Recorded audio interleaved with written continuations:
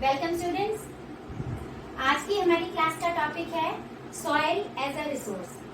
देखो, last class में हमने पढ़ा था लैंड एज अ रिसोर्स और ये टॉपिक है आज की क्लास का सॉइल एज अ रिसोर्स। तो लैंड और सॉइल में क्या कोई डिफरेंस है, ये हम सबसे पहले पता करेंगे। ठीक है,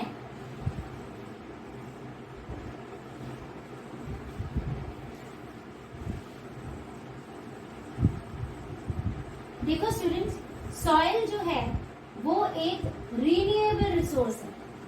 रीन्यूएबल रिसोर्स का मतलब ये इजीली रिप्लेनिश हो जाता है, लेकिन इसके अपने आप बनने का, हम सॉइल को बना नहीं सकते, ये अपने आप बनती है। इसको बनने में कितना टाइम पीरियड लगता है ये आप सबको पता है, आपने क्लास 8th में पढ़ा है, 9th में पढ़ा है। सिर्फ उसी कॉन्सेप्ट को हम, सॉइल का जो कॉन्सेप्ट है वो हम 8th स्टैंडर्ड वाला आज थोड़ा सा रिवाइज करेंगे। ठीक है, सॉइल को बनने में कितना समय लगता है? Thousands of year. रिन्यूएबल तो है बट इसको बनने में लगेगा लगभग थाउजेंड्स ऑफ ईयर्स, है ना। अब कई हजार साल हमारी सॉइल को बनने में लगते हैं, तो क्या ये लैंड के बारे में हम बात कर रहे हैं? देखो, लैंड को हम as a synonym of soil use करते हैं, है ना। जब हम बात करते हैं मिट्टी की, तो हम क्या बात करने लग जाते हैं? लैंड के बारे में बात करते हैं। तो एज अ सिनोनिम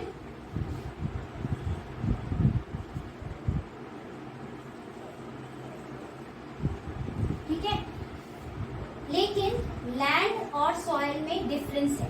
क्या डिफरेंस है? लैंड क्या चीज है? देखो, अर्थ में 70% वाटर है और 30% लैंड है। ये जो 30% लैंड है, इसको हम कैसे डिफाइन करते हैं? It is non water portion, है ना, यहाँ पानी नहीं है। Non water portion is called land. But when it comes to soil, land और सॉइल में क्या डिफरेंस है? जब हम सॉइल की बात करते हैं, सॉइल वो पोर्शन है जहां पर क्या है? अनकंसोलिडेटेड मिनरल्स और क्या चीज है यहाँ पर? एंड ऑर्गेनिक मैटर, जो कि किस चीज के लिए इंपॉर्टेंट है? Which is very important for plant growth as well as the growth of other living organisms. growth of other living organisms। ठीक है, तो अब आपको शायद लैंड और सॉइल का डिफरेंस क्लियर हो गया होगा, है ना। अब सॉइल हमारे पास आती कहाँ से है?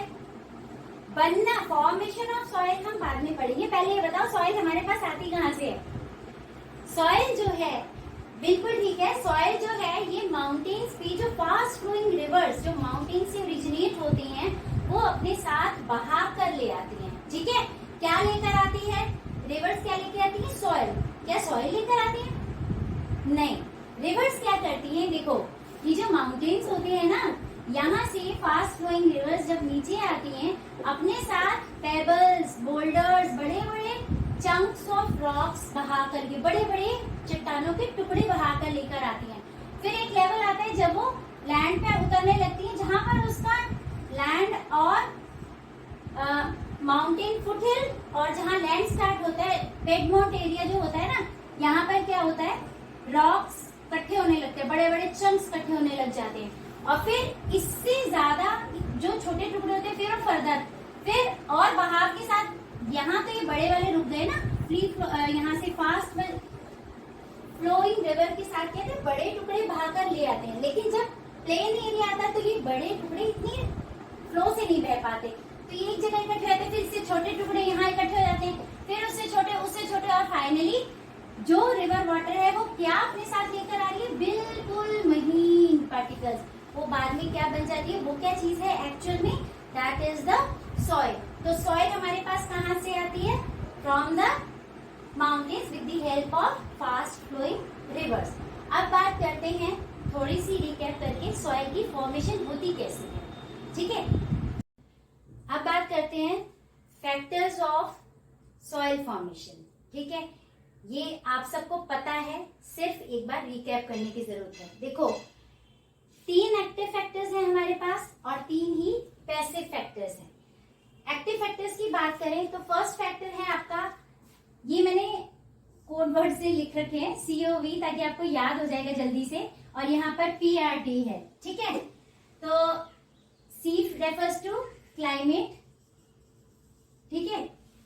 क्लाइमेट से क्या है, क्लाइमेट किस चीज पे इफेक्ट डालता है, climate effects the rate of weathering and the type of humus. Humus क्या है, एक न्यूट्रिएंट,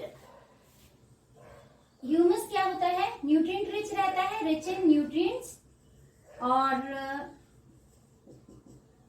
किससे बनता है, ह्यूमस बनता है from the dead and decay organisms, plants and organisms. कैसे, ये लिविंग ऑर्गेनिजम्स की बात हो रही है, ठीक है। जब हम लोग मर जाते हैं, हम लोग को तो मिट्टी में दफना दिया जाता है ना, हम जला भी दिया जाता है ना, तो हमारी जो हड्डियां, उसको अस्थियां को क्या करते हैं हम लोग, जाकर अपने अपने पूज्य स्थलों पे वहां जाके बोलते हैं ना कि हमारे मरने के बाद हमारी अस्थियां वहां प्रवाहित करे आना। तो प्रवाहित किस में करते हैं हम लोग, क्या करते हैं, नदी में डालाते हैं। वो नदी के बहाव से क्या होता है, with the passage of time वो मिट्टी में ही मिलती है बाद में। तो क्या है, ह्यूमस क्या चीज है, it is rich in nutrients. Nutrient rich क्यों है, क्योंकि इसमें डेड डिके ऑर्गेनिजम्स, सड़े हुए, डिके का मतलब होता है सड़े हुए, मरे हुए और सड़े गले हुए ऑर्गेनिजम्स, लिविंग ऑर्गेनिजम्स जो है मिल जाते हैं। प्लस जो आपका वेदर है, रेनफॉल है, क्लाइमेट है, ये सब सड़े हुए पत्ते, ये सब मिल के उसको और सड़ा देते हैं, जो कि मिट्टी के लिए एक खाद का काम करता है, ठीक है। So climate effects the rate of weathering and humus. Then O refers to organisms. It refers to microorganisms as well as the living organisms that reside under the soil. अब जैसे अर्थवर्म्स हैं, है ना, अर्थवर्म क्या करते हैं, मिट्टी में क्या करते हैं, वो बार बार उसको डिग करती हैं, उसमें होल बनाते चले जाते हैं, तो उसमें कहते हैं एरेशन प्रोसेस होता है, उसमें सांस लेने लगती है मिट्टी और उसको ज्यादा से ज्यादा उपजाऊ बनाते हैं। ऐसे कितने ही माइक्रो ऑर्गेनिजम्स रहते हैं मिट्टी के अंदर, जो कि वो उसको उसकी फॉर्मेशन में हेल्पफुल रहते हैं। कैसे, बड़ी बड़ी रॉक चट्टानों के टुकड़े होते हैं, उसमें भी तो कीड़े मकोड़े, एंट्स वगैरह अपना घर बना लेते हैं ना, छोटे छोटे क्रैक्स में रहकर, फिर वो क्रैक बड़े हो जाते हैं, है ना, और फिर वो टूट जाती है रॉक, और टूट के फिर और छोटे टुकड़ों में और छोटे टुकड़ों में फिर फाइनली किसमें आ जाती है, सॉइल की फॉर्म में। So micro living organisms as well as the living insects that are living inside the land is also responsible for the formation of soil. Then comes the vegetation. अब vegetation कैसे है, बड़े बड़े चट्टानों की फिर से वही बात आती है, क्योंकि जो पेरेंट रॉक है वो फर्दर डिवाइड होती है, टूटती है वेदरिंग प्रोसेस से छोटे टुकड़ों में, और फिर कहीं बहुत ज्यादा बारिश है तो कहीं बहुत ज्यादा ड्राइनेस है।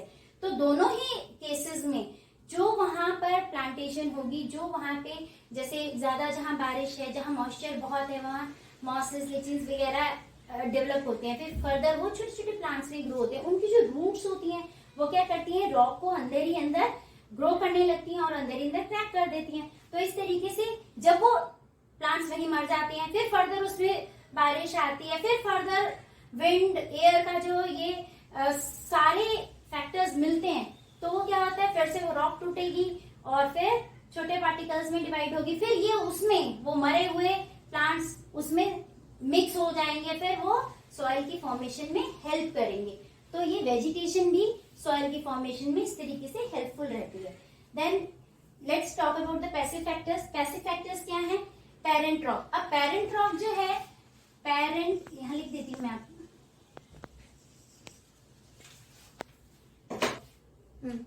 ना P refers to parent rock. Parent rock देखो स्टूडेंट्स, पेरेंट रॉक ना इट इज ऑफ 2 टाइप। एक तो जो स्टेबल रहती है, जो हिलती नहीं है एक जगह से, है ना, और दूसरी है ट्रांसपोर्टेड। ट्रांसपोर्टेड मतलब ऐसी रॉक जो एक जगह से दूसरी जगह शिफ्ट हो गई है, ठीक है। It is of 2 type. Type, एक है आपकी स्टेबल और एक रहती है आपकी ट्रांसपोर्टेड, ठीक है। और ये पेरेंट रॉक पे ही जो है हमारी मिट्टी का कलर, सॉइल का कलर, सॉइल का टेक्सचर, सॉइल की केमिकल प्रॉपर्टीज डिपेंड करती हैं, ठीक है। अगर आपकी पेरेंट रॉक जो है बसाल्ट रॉक है तो फिर मिट्टी कैसी होगी? That will be black soil, है ना। अगर आपकी पेरेंट रॉक जो है क्रिस्टलाइन मेटामॉर्फिक रॉक है, then the soil will be of which type? It will be of red colour, ठीक है। तो in this way parent rock is responsible for the formation of soil color, soil texture as well as for the chemical properties. अब बात करते हैं R. R refers to relief. ये पढ़ा था ना आपने, रिलीफ फीचर सॉइल की फॉर्मेशन में हेल्पफुल रहते हैं।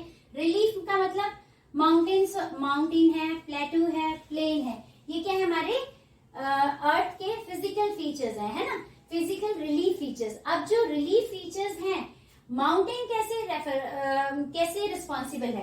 देखो माउंटेन की जो सॉइल होगी ना, that will B thin soil, ठीक है। जब वो प्लेन्स तक पहुंचेगी, बहुत सारा कंसोलिडेटेड अनकंसोलिडेटेड मटेरियल आके इकट्ठा हो जाएगा और उसमें बहुत कुछ एड ऑन हो जाएगा। तो जो प्लेन की जो रहेगी वो कैसी रहेगी soil? That will be thick, ठीक है। अब t is the time factor. Time क्या चीज है? Time refers to the pedological time. Pedological means मिट्टी बनने का टाइम, उसको हम जो साइंटिफिक टर्म देते हैं दैट इज पेडालॉजिकल टाइम। तो ये टाइम क्या है? ये मैंने आपको बिगनिंग में बताया that soil forms independently, we can't make soil, है ना, लेकिन इंडिपेंडेंटली भी रिन्यूएबल कितने टाइम में रिन्यू होती है? Thousands of years. तो ये पेडालॉजिकल टाइम क्या है? That is thousands of years, ठीक है। तो हमारे पास सॉइल फॉर्मेशन के क्या क्या फैक्टर्स हैं? अब फटाफट रिकैप करते हैं। एक्टिव फैक्टर्स, उसमें आता है आपका क्लाइमेट, ऑर्गेनिजम्स और वेजिटेशन। और पैसिव फैक्टर्स में आपके पास आता है parent rock, relief feature and time, ठीक है। नाउ फटाफट लिख लो, नोट डाउन कर लो, फिर इसके बाद बात करते हैं सॉइल कंपोजिशन की, ठीक है।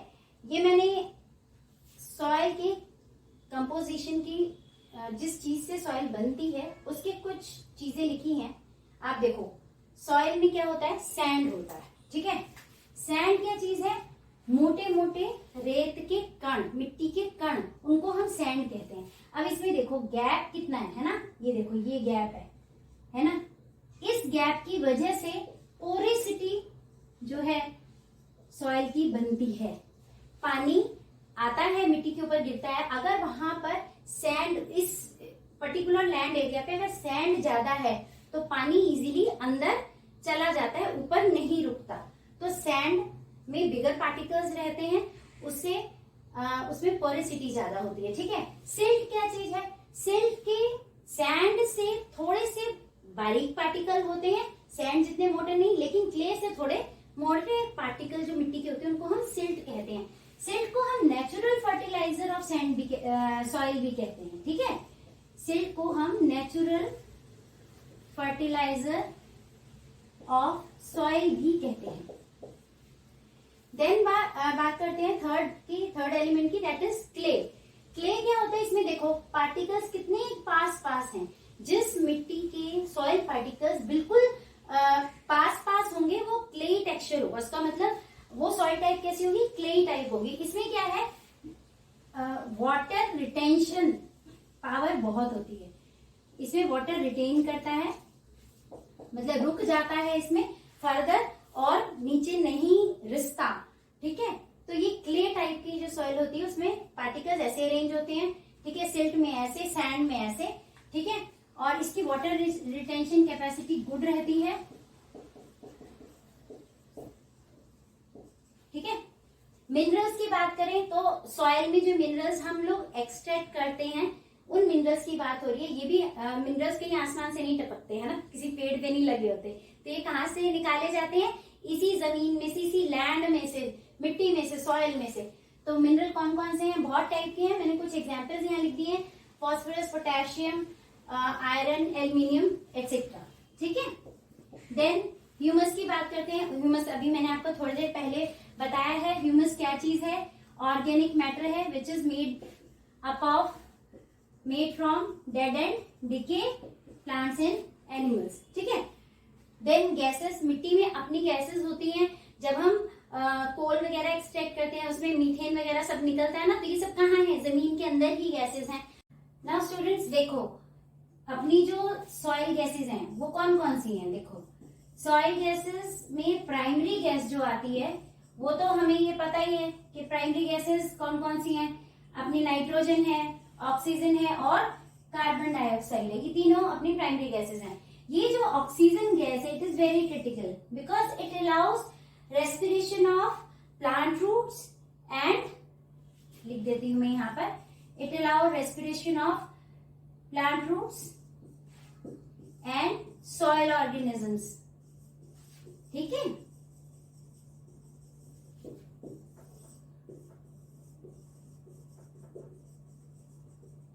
देन अदर गैसेस कौन कौन सी हैं? इसमें मीथेन है, ठीक है, ammonia etcetera, fine. Now next is then water. सबसे नीचे जमीन में क्या मिलेगा आपको? वाटर मिलेगा, ठीक है। वाटर किस चीज के लिए?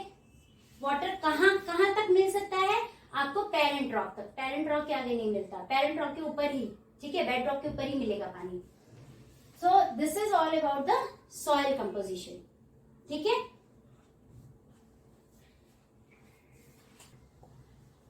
Now student, on the basis of the formation of soil, या आप ये कह सकते हैं कि on the basis of different factors responsible for the soil formation, we classify the soil in 6 different types. First one is your alluvial soil. Second is your black soil. Third is your red and yellow soil. Fourth one is your laterite soil. Fifth one is your arid soil. And sixth one is your forest soil. हम ये 6 type की soils अभी हम पढ़ेंगे 1 by 1 detail में, ठीक है। तो सबसे पहले पढ़ते हैं एल्यूवियल सॉइल के बारे में।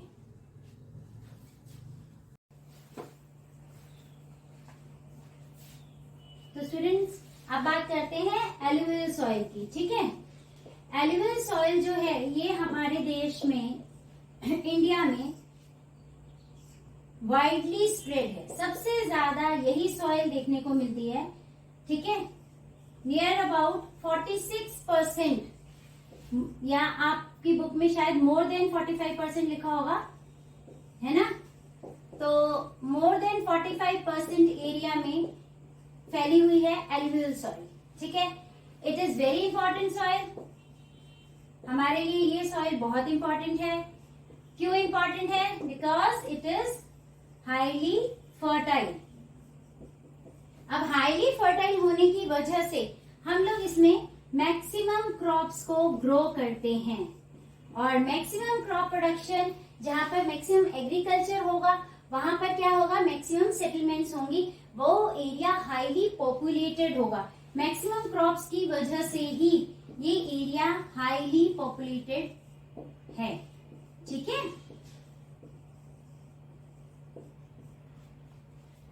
अब एल्यूवियल सॉइल कैसे पहुंची, ठीक है, कहां पर? इंडिया में कहां से आई एल्यूवियल सॉइल? देखो, हमारा आप क्लास 9th का ड्रेनेज चैप्टर थोड़ा सा रिवाइज करो, उसमें हमने रिवर सिस्टम पढ़ा था, मेजर रिवर सिस्टम। अपने मेजर रिवर सिस्टम कौन से हैं? इंडस, गंगा एंड ब्रह्मपुत्र, है ना, यही है इंडस रिवर, गंगा रिवर और ब्रह्मपुत्र रिवर। अब इंडस रिवर जो है, वैसे तो सिंध प्लेन्स भी हैं, हम उसको कंसिडर नहीं कर रहे क्योंकि वो पाकिस्तान रीजन आ जाता है, ठीक है। अपने जो पंजाब प्लेन्स हैं, Punjab plains basically Indus river से फॉर्म हुए हैं, प्लस इसकी जो ट्रिब्यूटरीज हैं।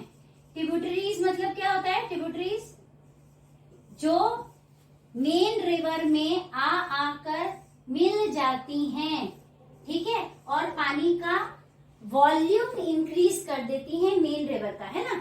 तो इंडस की 5 मेन ट्रिब्यूटरीज कौन सी हैं? झेलम, चेनाब, चंबल, हाँ, और सतलुज, रावी। Very good. तो ये 5 जो ट्रिब्यूटरीज हैं, मेन ट्रिब्यूटरीज की झेलम है, ठीक है, ये आपकी इंडस रिवर हो गई, ठीक है, और बाकी 5 ट्रिब्यूटरीज इसमें आकर ये कुल मिला के ऐसे, तब ये बना पंजाब, ठीक है। अब ये एक पंजाब प्लेन्स की बात हो गई। अब बात आती है गंगा प्लेन्स की। गंगा प्लेन्स कैसे बने? गंगा रिवर की मदद से, की वजह से। गंगा रिवर की मेन ट्रिब्यूटरी क्या है? यमुना। और ये गंगा वैसे तो जो है गंधक, सोन, बेतवा, ये सब इसकी ट्रिब्यूटरीज है। मेन ट्रिब्यूटरी यमुना है, लार्जेस्ट है, लार्जेस्ट ट्रिब्यूटरी भी है। फिर गंगा प्लेन्स में कहां से कहां तक हम कंसीडर करेंगे? घग्गर रिवर से कहां तक? तीस्ता, ठीक है, रिवर तक गंगा प्लेन्स हम कंसीडर करते हैं। इतनी ज्यादा एरिया में ये फैला, इनका अलग टाइप का जाल बिछा हुआ है, गंगा रिवर और उसकी ट्रिब्यूटरीज का। यहाँ अलग टाइप से जाल बिछा हुआ है, उसने अलग एरिया कैप्चर कर रखा है, इन्होंने अलग एरिया कैप्चर कर रखा है।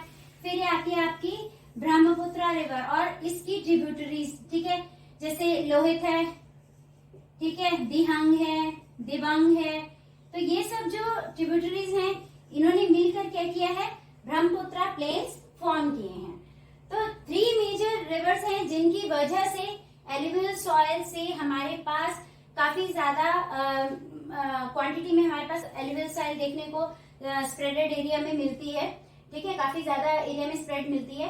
तो वो है हमारी इंडस, गंगा और ब्रह्मपुत्र प्लेन्स में, और इन्हीं मेजर रिवर्स की वजह से प्लस इनकी ट्रिब्यूटरीज की वजह से। तो इतना क्लियर है? अब देखो इस एलुवियल सॉइल में हम मैक्सिमम क्रॉप्स कैसे ग्रो कर सकते हैं? एलुवियल सॉइल में क्या है कि देखो, अगर यहाँ रेन जो है मोर देन 100 सेंटीमीटर हो जाती है ना, इन रीजन्स में, गंगा प्लेन, पंजाब प्लेन्स और ब्रह्मपुत्र प्लेन्स में, तो यहाँ पर क्या है, हम राइस का प्रोडक्शन करते हैं, ठीक है। अगर 50 सेंटीमीटर टू 100 सेंटीमीटर रेन होती है तो हम लोग यहाँ पर क्या करते हैं? व्हीट का प्रोडक्शन करते हैं, टोबैको का प्रोडक्शन करते हैं और शुगर केन का प्रोडक्शन करते हैं। ये मेजर हैं, बाकी तो बहुत सारे हैं, ठीक है। देन अगर लेस देन 50 सेंटीमीटर होता है रेनफॉल, तो फिर हम क्या करते हैं? मिलेट्स वगैरह को ग्रो करते हैं, ठीक है। तो इस तरीके से क्या है, लगभग हम इस सॉइल में हर टाइप की क्रॉप ग्रो कर सकते हैं। कहीं थोड़ा ज्यादा फर्टिलाइजर्स को यूज करके, कहीं थोड़ा कम, डिपेंड्स कि किस एरिया की सॉइल किस चीज में डेफिशिएंट है। अगर कहीं एलुवियल सॉइल नाइट्रोजन डेफिशिएंट है तो हम नाइट्रोजन वाले फर्टिलाइजर्स को यूज करते हैं। जहां लाइम में डेफिशिएंट है या जहां फॉस्फोरस में डेफिशिएंट है ये सॉइल, तो उसके अकॉर्डिंग हम उसके साथ फर्टिलाइजर्स और पेस्टिसाइड्स वगैरह का यूज कर फिर फर्दर हम क्रॉप प्रोडक्शन अच्छा कर सकते हैं और करते भी हैं, ठीक है। अब देखो इन 3 प्लेन्स की के अलावा और एलुवियल सॉइल कहाँ मिलती है हमें देखने के लिए। तो एलुवियल सॉइल कैसे आई यहाँ पर? पहाड़ों से जो पानी, फास्ट फ्लोइंग रिवर्स हैं, वो अपने साथ लेकर आ रही है सैंड, सिल्ट, लूज क्ले और ह्यूमस वगैरह, है ना, अपने साथ घसीट कर लेकर आ रही हैं और फिर वो प्लेन एरिया में डिपॉजिट करती हुई चली जा रही है ना। अब जहां ये रिवर्स और उनकी ट्रिब्यूटरीज फैली हुई है, वहां तो हमें एलुवियल सॉइल देखने को मिलनी ही है, बट जहां जहां पर रिवर डेल्टा बनाती है वहां पर भी एलुवियल सॉइल बहुत अच्छी क्वांटिटी में हमें देखने को मिलती है। अब जैसे ये इंडस, गंगा और ब्रह्मपुत्र रिवर्स का हमने देख लिया, जहां पर गंगा ब्रह्मपुत्र डेल्टा बनता है। कहाँ बनता है? गंगा ब्रह्मपुत्र डेल्टा, ठीक है, ये है डेल्टा का साइन। जहां ये डेल्टा बनता है वहां पर एलुवियल सॉइल काफी अच्छी देखने को मिलती है। देखो जहां डेल्टा बनता है वहां पे बेसिकली क्या है, ये रिवर्स आकर ऐसे करके गिर रही है, कहीं ड्रेन हो रही है ना, तो वहां पर क्या होता है, ये डेल्टा बनता है, वहां ये डिस्ट्रीब्यूटरी में कन्वर्ट हो जाती है। पहले ट्रिब्यूटरीज इसको इनके मेजर रिवर में पानी डालती है तो इनका अमाउंट ज्यादा होता है वाटर का, और उसके बाद में वो अमाउंट जहां जाकर सागरों महासागरों में जहां जाके मिलता है, ठीक है, जहां पर वो नदियां गिरती हैं, at the mouth of the river delta बनता है, और उस डेल्टा की जगह पर ये रिवर क्या है, डिस्ट्रीब्यूटरी का रूप ले लेती है और अपनी भुजाएं फैला लेती है, जगह जगह फैल जाती है, ठीक है। तो ये रीजन जहां जहां वो फैलेगी, again we will find alluvial soil there, ठीक है। यहाँ पर भी बहुत अच्छे अमाउंट में स्प्रेड रहता है एलुवियल सॉइल। अब एक ये डेल्टा है, और कौन कौन सी जगहें हैं जहां पर एलुवियल सॉइल आपको देखने को मिलती है। देखो ये है अपना पेनिनसुलर रीजन, ठीक है। पेनिनसुलर रीजन में क्या था हमारा कि जितनी भी ईस्ट फ्लोइंग रिवर्स हैं वो डेल्टा बना रही हैं, ये हमने क्लास 9 में पढ़ा है ना, तो उसी को रिकॉल करो। जैसे महानदी रिवर, ठीक है, गोदावरी, कृष्णा, कावेरी। अब ये जो रिवर्स जहां जहां डेल्टा बना रही हैं वहां वहां पर again we will find the huge amount of alluvial soil spread, ठीक है। तो यानी कि हमें कहां पर ईस्टर्न कोस्टल प्लेन्स में हमें एलुवियल सॉइल देखने को मिलेगी, at Ganga Brahmaputra delta we will find the alluvial soil at maximum, then Brahmaputra plains, Ganga plains and Indus Punjab plain side, ठीक है। इतने रीजन्स में आपको इस जगह पर क्या देखने को मिलेगा, एलुवियल सॉइल, ठीक है। अब हम इसको क्या बोलेंगे, इंडो गैंगेटिक प्लेन्स। हम ये नहीं बोलेंगे गंगा प्लेन्स में देखने को मिल रहा है जी, ब्रह्मपुत्र अलग अलग नहीं, कहां पर, इंडो गैंगेटिक प्लेन, ठीक है। एक कंबाइंड सा नाम है जिससे आप अच्छे से समझ सकते हो। इस रीजन में आपको एलुवियल सॉइल देखने मिलेगी, प्लस डेल्टिक रीजन में भी अच्छी अमाउंट में एलुवियल सॉइल का स्प्रेड देखने को मिलेगा। Now the thing is alluvial soil as the age is considered, ठीक है। The alluvial soil is of two types, the one is भांगर and the other one is khadar. Now let me clean the board, then I'll explain. अब देखो students, भांगर और खादर में क्या difference है। मैंने आपको बताया as per the age of alluvial soil it is divided into two divisions, one is भांगर एंड वन इज खादर। ऐसे डिफरेंस लिखा हुआ तो आपको बुक में भी मिल जाएगा, पर इसको समझना बहुत जरूरी है। देखो ये है आपके रिवर, नॉर्मल इसका रिवर कोर्स है, ये नॉर्मली वो ऐसे फ्लो कर रही है, ये आप इसको समझना है, ये आपका नॉर्मल रिवर कोर्स है, ठीक है।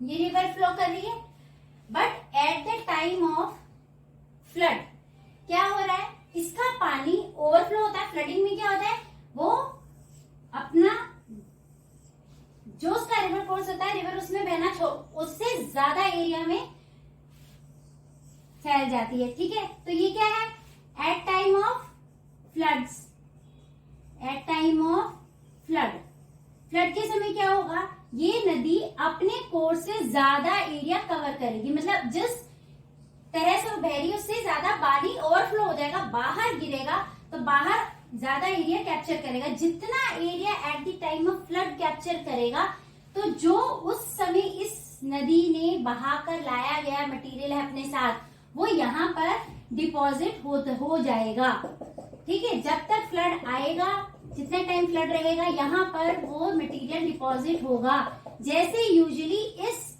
रिवर कोर्स के अंदर डिपॉजिटेड रहता था, ठीक है। अब क्या हुआ, फ्लड बंद हो गया, फ्लड आया चला गया, फिर से रिवर जो है अपने मेन कोर्स पे बहने लगी, ठीक है। तो ये क्या है, ये रीन्यूड सॉइल है, ठीक है। ये वो मटेरियल है जो नदी हर साल फ्लड के टाइम पर ओवरफ्लो होकर यहाँ पर अपने साइड में छोड़ जाती है, जहां पे ओवरफ्लो वाटर रहता है, ठीक है। तो ये जो रीन्यूड सॉइल है, जो हर साल रिन्यू होती है at the time of flood, this is called khadar, ठीक है। और ये 30 मीटर्स तक, 30 मीटर्स तक का जो एरिया होता है ना, मेन रिवर कोर्स से लेके 30 मीटर्स तक का एरिया, दैट इज क्या है कि वो फ्लड एरिया काउंट होता है। एंड मोर देन 30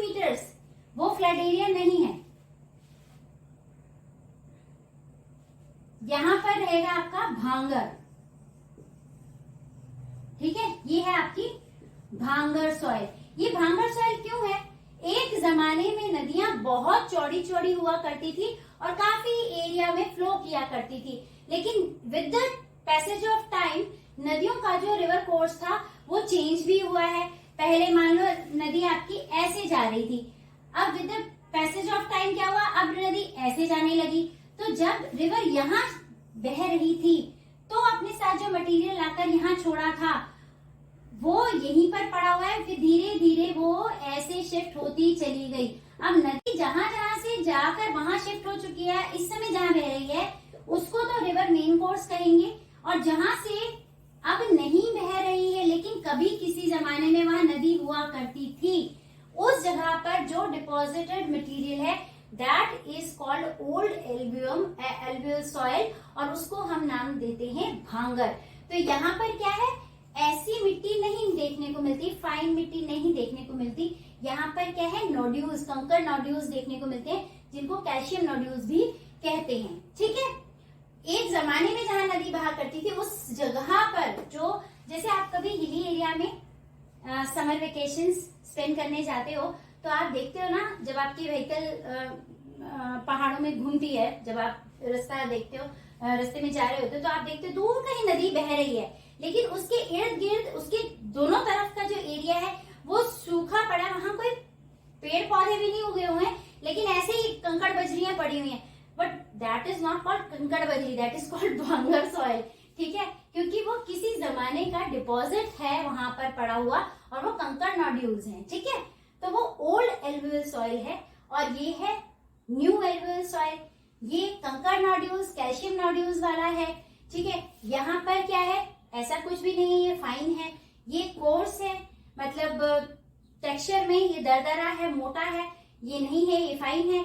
ठीक है, एंड अब इसको देखते हैं, मैंने यहाँ लिखा है भांगर जो है, देखो अब समझ में आएगा आपको क्या करना है। हमने इसी भांगर सॉइल और खादर सॉइल को हमने इस टेबुलर फॉर्मेट में कैसे लिखना है उसको समझना है। अब ये डायग्राम समझ में आ गया तो आप उसको डिफरेंशिएट इजीली कर सकते हो। देखो, Bhangar soil old alluvial, Khadar soil new alluvial, ठीक है, new alluvial soil. Then Bhangar soil is found in the higher areas of the river valley, whereas Khadar soil is found in the lower areas of the river valley. अब ये higher areas of river valley क्या है, above 30 metre, above 30 metre जो area रहेगा that is higher area, whereas below 30 metre, ये जो above 30 metre area है ना that is called flood area. ठीक है, इसको हम फ्लड एरिया के नाम से भी जानते हैं।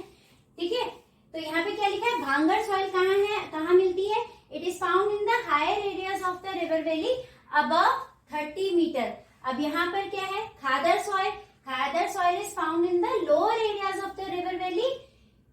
It is clear? Then it is coarse in texture. Which soil? Bhangar soil. Bhangar soil. Why Bhangar soil is coarser in texture? Because it contains conker nodules, calcium nodules. Whereas this is finer in texture. Why? Because it does not contain any conker nodule or calcium nodule. ठीक है, इतना clear है बेटा? चलो फटाफट इसे note down करो। अब देखो स्टूडेंट्स, जैसे अभी हमने बात की गंगा प्लेन्स, ब्रह्मपुत्र प्लेन्स है ना, पंजाब प्लेन्स की, तो अगर हम नदर्न प्लेन्स को, है ना,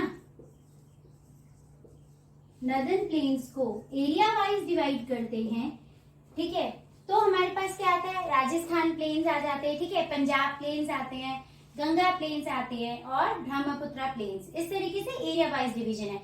लेकिन अगर हम नदर्न प्लेन्स को का जो डिवीजन करते हैं on the basis of topography, ठीक है, या आप ये भी कह सकते हैं कि रिलीफ की बेसिस पे, तो फिर इसको हम 2 मेन पार्ट्स में डिवाइड करते हैं। वो कौन कौन से हैं, एक आता है आपका भाबर, भाबर, और सेकंड आता है आपका तेराई। ठीक है, अब इन दोनों को अच्छे से समझ लो, भाबर रीजन क्या है, तेराई रीजन क्या है।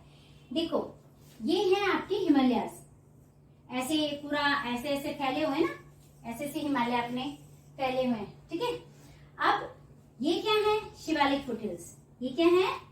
शिवालिक फुटहिल्स, ऐसे कहते हैं ना इसको। तो हिमालय से जब फास्ट फ्लोइंग रिवर्स नीचे आती हैं और शिवालिक फुटहिल्स तक पहुंच जाती है ना, यहाँ से बहती बहती बहती यहाँ आ जाती हैं। यहाँ पे क्या है? ये वाला एरिया प्लेन्स में स्टार्ट हो रहा है ना, यहाँ पे फुटहिल्स के बाद। तो this area is called piedmont area. ठीक है, ये ध्यान रखना है।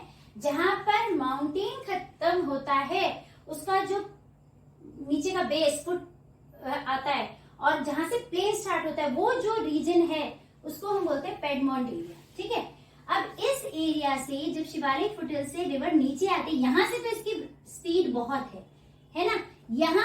अब यहाँ पे स्पीड भी बहुत है, लेकिन यहाँ धीरे धीरे जैसे जब ये ऐसे फ्लो होगी तो इसकी स्पीड कम हो जाएगी। अंडरस्टूड है? ठीक है, यहाँ स्टीप है, यहाँ नहीं है। ठीक है, प्लेन्स में आ गई। तो यहाँ पर ही अपने साथ क्या करती है, बहुत बड़े बड़े, मैंने आपको बताया ना, पत्थर ढोकर लेकर आती है, स्टडेड रॉक्स।